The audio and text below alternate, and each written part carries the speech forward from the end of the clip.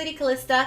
This video is going to be about rallying forts and the base in your kingdom, and wanted to provide a quick kind of top 5 tips if you plan on doing this. So this will be super helpful for some of you newer kingdoms that are kind of battling for it. Now, I will say this. If you guys are fighting for fort and base, and you're fighting against somebody that has like full champ gear, they have the $11,000 heroes, like it's not gonna go well. You're not gonna win. We recently, my guild, we were fighting for a fort and base, and it was insane.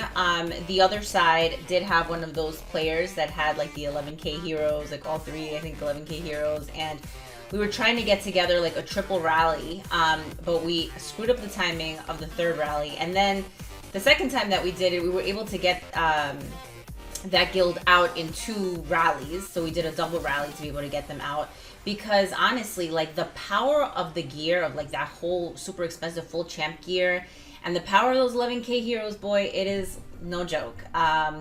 It's tough, but especially if you're in some of the newer kingdoms and you're not necessarily up against those types of opponents, and gear is, you know, still kind of not leaning heavily one way or another, there are different things that you can do to make sure that you're positioning yourself for success. So the first tip is going to be always use attack boost whether or not you're defending. This is the case for every single time that you are doing anything in the game requiring war.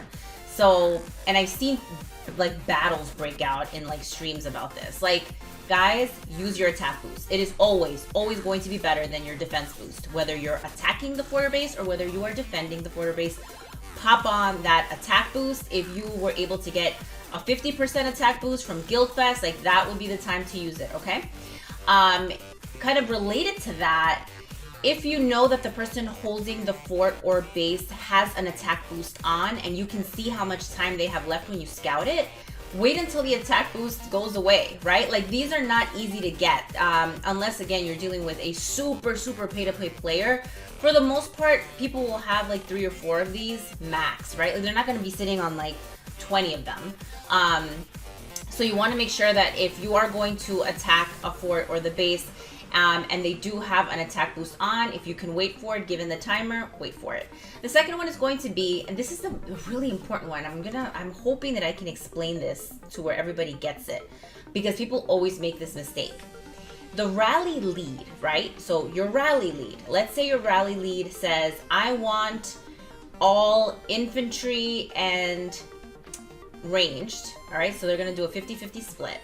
And I'm going to be in infantry phalanx, right? In infantry phalanx. So infantry is going to be standing in the front. Now, the rally lead should not send 50% infantry, 50% archery. They shouldn't do that, but they do it all the time. I've seen people do it all the time. The rally lead, this is a kind of the general thing. The rally lead needs to always send the troop type that is going to be standing all the way in the back, okay? Now, the reason for that is really simple. You want to make sure that your rally lead, when we take the hit, right, that our rally lead does not suffer any losses. If we can, unless we're going to get like totally obliterated, but if we can stop our rally lead from taking any losses, that's what you want, because oftentimes you're going to need to defend against like a double rally, for example. And if you want to defend against a double rally that might be hitting back to back, you need to make sure that your rally lead can hold his troops intact, because your rally lead is not going to be able to replenish his troops, right? Like, he can't pull out and send in another, you know, intact march.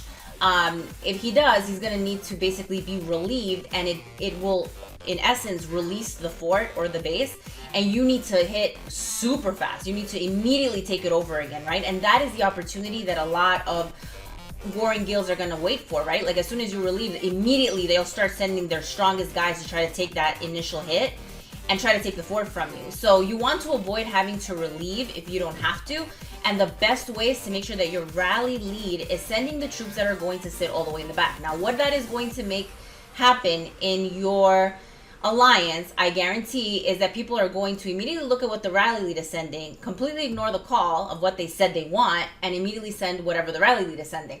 That's not what you want. So you have to be really clear with people. People need to get that this is how it works, and that the rally lead is not going to send the comp that they're asking for. They're going to send whatever troop type is going to be sitting in the back so that they can hold it, and then people that are basically joining the rally can clean up their troop comp. They can pull troops in and out of the fort without releasing the fort to potentially get taken.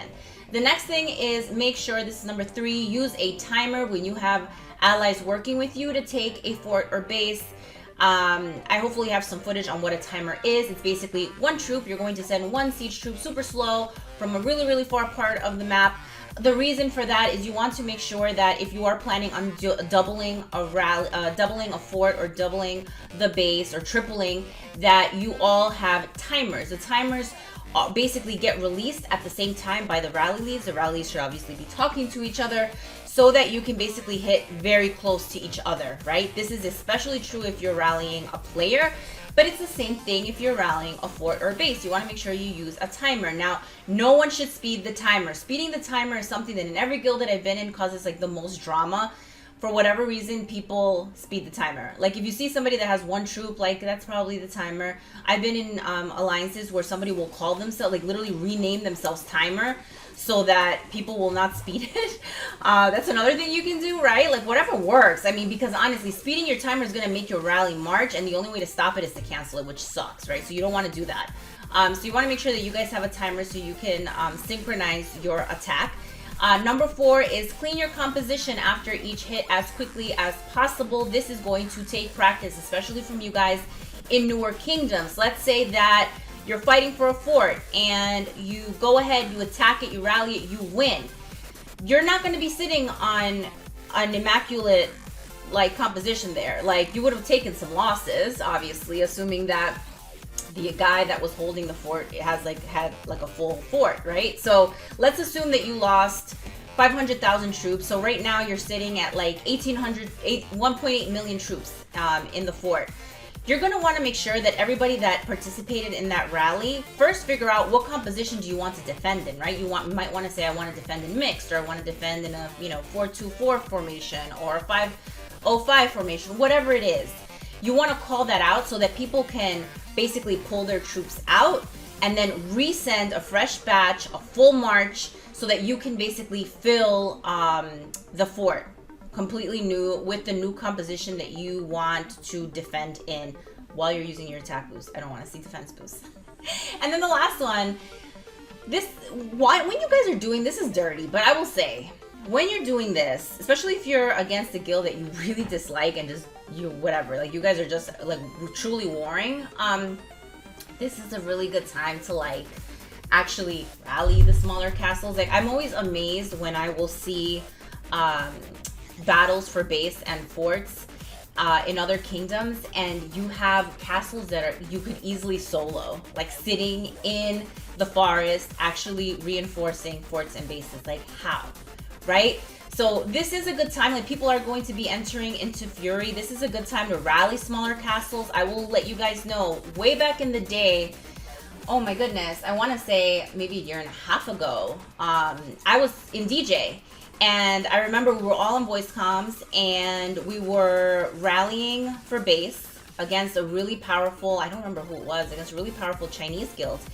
And I was the smaller player there. And I ended up getting rallied. I don't remember if it was a double, but I ended up getting rallied by somebody with significantly better gear than I had.